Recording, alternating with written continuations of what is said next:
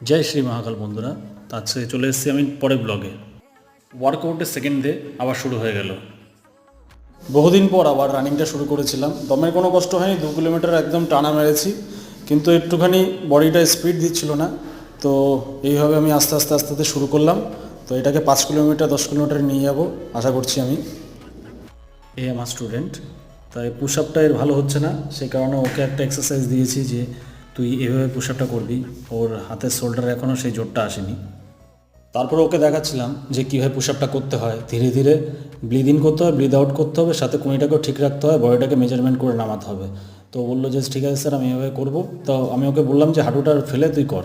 তো ওকে বললাম যে তুই পুল আপটা কর। পুল আপটা তো পারবে না, যেহেতু শোল্ডারে এখনও সেই জোরটা আসেনি। তো বললাম তুই একটা কাজ কর, ঝুলে থাক। তো এটা কেউ দেখে বুঝতে পারবে না যে ও ঝুলে রয়েছে। যখন আমি ভিডিওটা দূর থেকে করবো তখন দেখবেন যে একদম মাটি থেকে ও হাওয়াতে শূন্যতে ভেসে রয়েছে। ও এইভাবে ঠিক 1.5 মিনিট ঝুলেছিল।